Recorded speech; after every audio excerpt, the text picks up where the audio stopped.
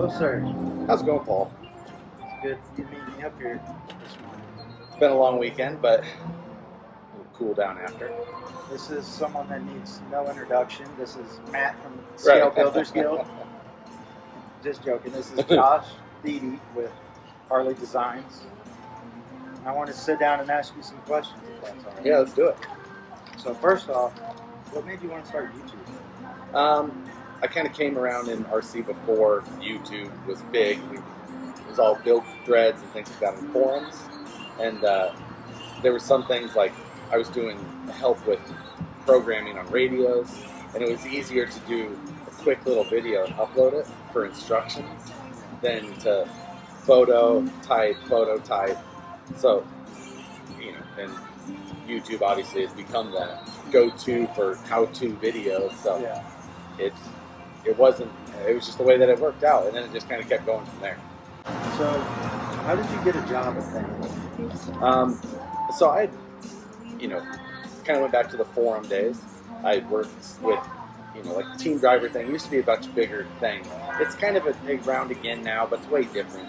But I did that side, and then I was an engineer, so I knew the guys there. We talked regularly. We talked about new products or project changes or product ideas, and it was a long-standing friendship and back and forth business-wise until they'd offered me a job for years. But I was a civil engineer by trade, and I wasn't looking to change. And then it just finally one day became I was ready to be done with engineering. If you could, what's your typical day at Vanquish? So it's more running a machine shop than it is playing with cars. So, and that can be anything. You kind of walk into work every day and you don't necessarily know what you're going to be doing. If it's product stuff, we're getting new product ready for the website. So like if we've already gone through all the process of design, machining, prototyping, production, photography, then when you go into the website and we're uploading photos, getting SKUs and UPCs and descriptions written, and making sure that its packaging is being done well and getting ready to go to the website. Writing instruction book. Right. It can be that, or it can be EPA paperwork. It can be hunting down machine repair information. It can be programming on a CNC. It can really you can be out on the field videoing a new product. And you never know. Like one day to the next can be completely different.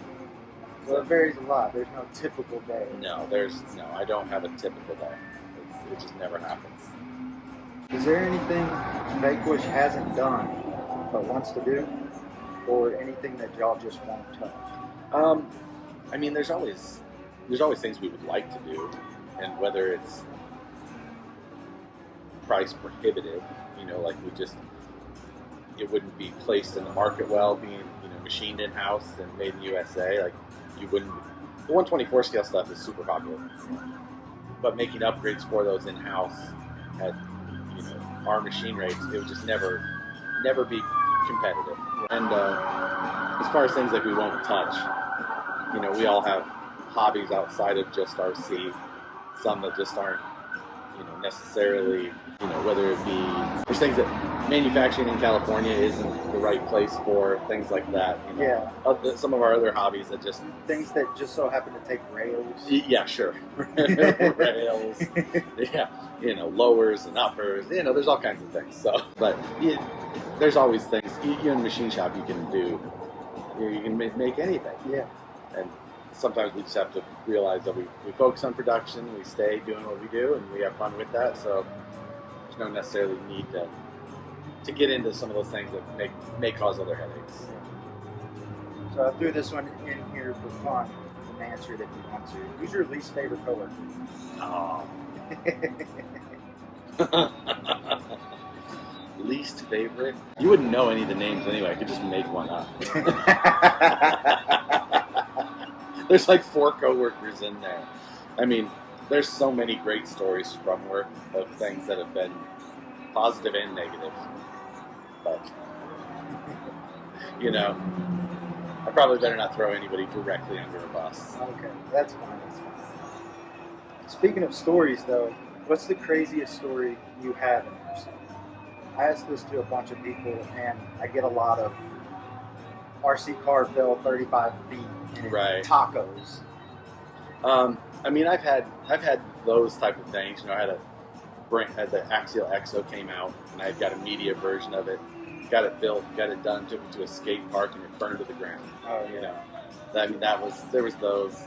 Probably the craziest stories were things that like we were doing RC, but that wasn't necessarily where the story. You know, I remember our first year at Crawlapalooza in 2007. We were at the dam at Grand Lake, and we had stopped and bought a bunch of fireworks before getting down there. And it was late, and we were indulging, having a good time, and the local authorities came down, and he was missing most of his teeth. His name was Larry, and we were throwing fireworks, and he pulled up, and he's like, "You can't do that here." But on the other side of that chain was federal, and I don't have any authority over there.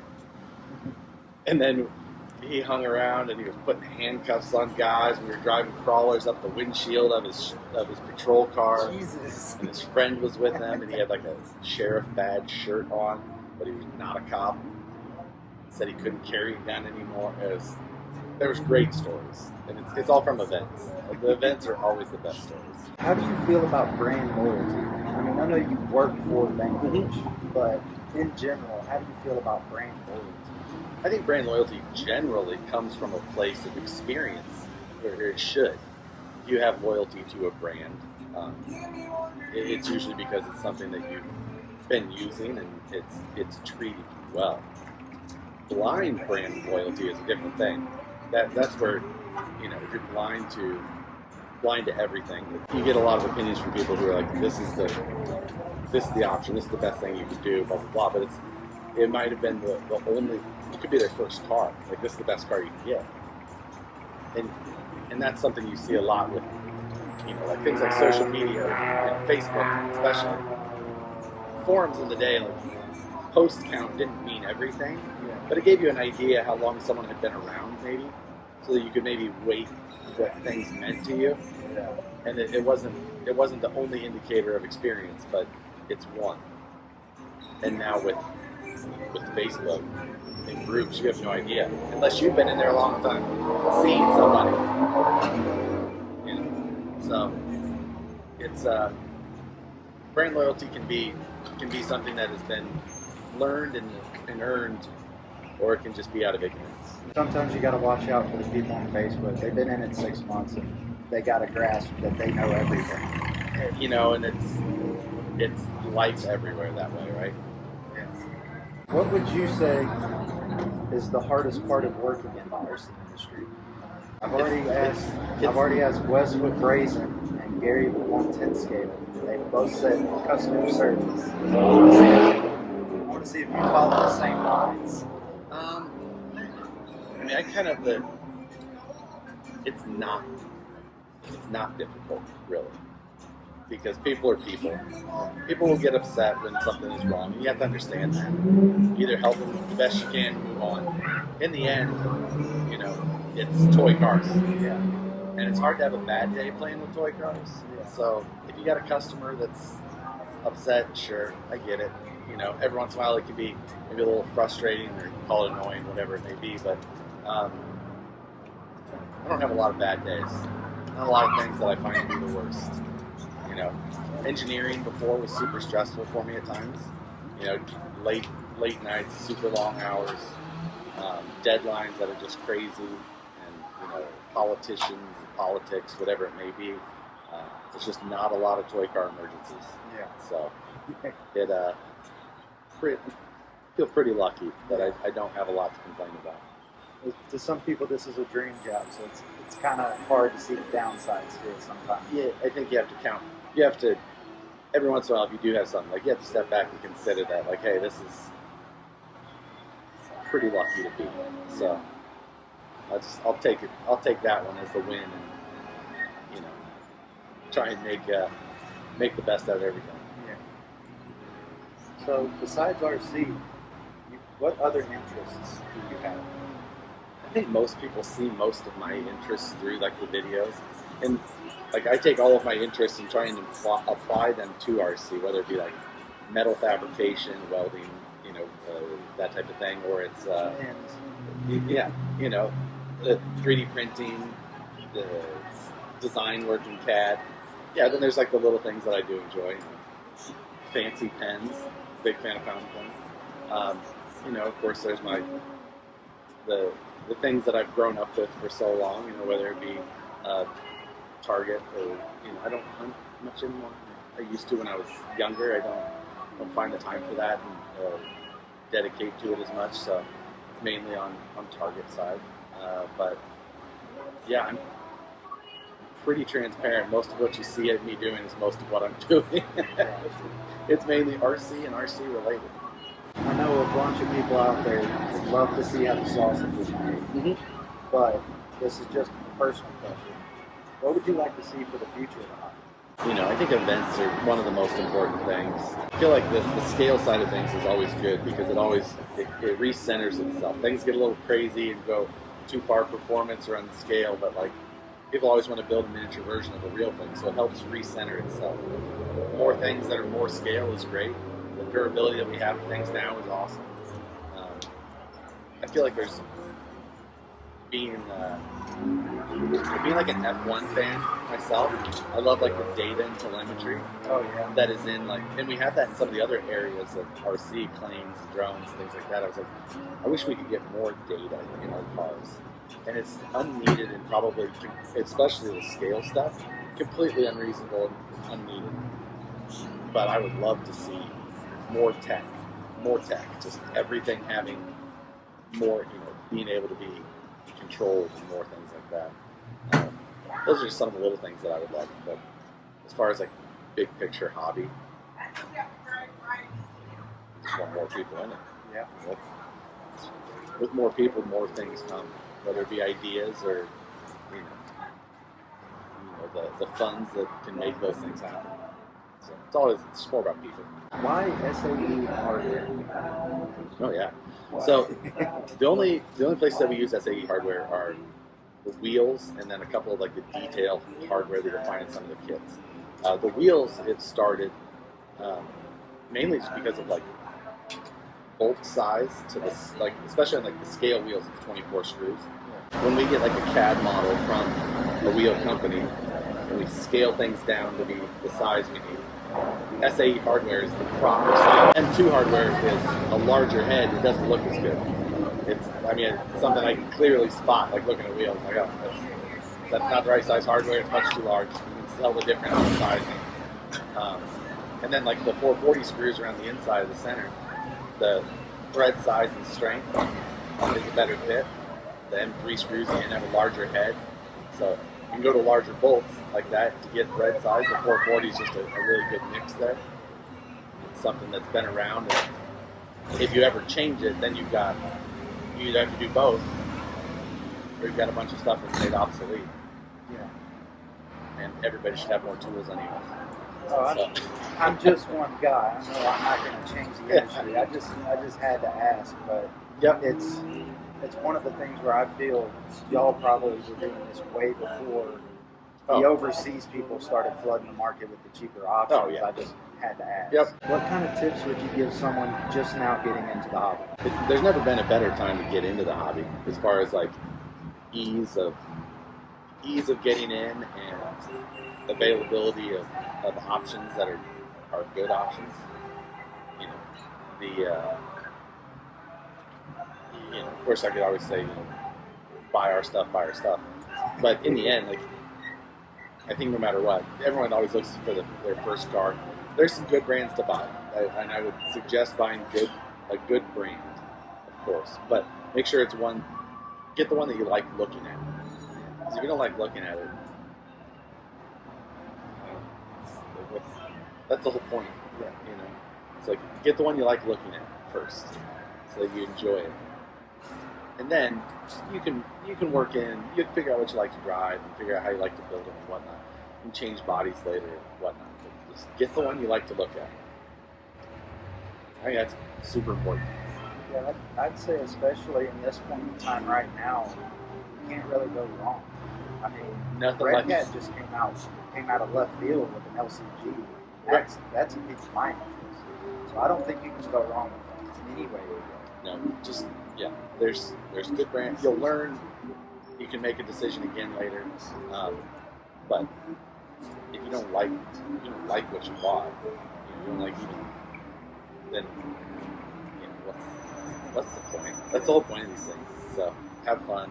There's of course there's all kinds of factors: aftermarket support, replacement part ability. I would of course suggest against the super cheap, WPL, things like that. But they got a lot of people started, and some people it's like you buy that though, you break it, you have a hard time fixing it, and you just get out of it forever. So that's the give and take. No matter what. Some people could buy the very best thing that there is available and still not dive in. So everybody's different. You can't. If you could have a conversation with every single person to have a decision like where they get to, sure. But that's the hardest part. So, last question: how does someone take your job? Oh, please. How does someone get to your point? Right. I've been working in RC since 2007. Like working professionally in some, not full time. Been full time since 2015. But I'm an engineer by trade. I went to college for it, and that was how I got into it. Was designing my parts, designing my own builds, just design and push, come up with something new, do something different. That's super powerful. So, and you don't have to go to school for it, but if you want to take the time to learn design, that's your best bet, because if you're young now, you don't even have to be young, but if you push yourself to learn some design stuff, you could learn every single thing you need on YouTube. You're 100% good for free, and you can do it with free software now. I'm not going to say how I had to get the software I learned on the first time, but we didn't have the ability for the free software at that time. So you can learn everything, and you could become a professional designer for the major brands you see right now, just off of that, just because that's the need in our industry right now, is designers, good design. That's the easy, the other, there's marketing, there's project management, things like that, but just being the best driver isn't likely going to get you there in our area, maybe in racing, sure, but I can drive really good. Yeah, it really comes in these other areas. So design, marketing's another one, but marketing's tough, but probably the second best area to be able to find an opportunity. But learn how to design. And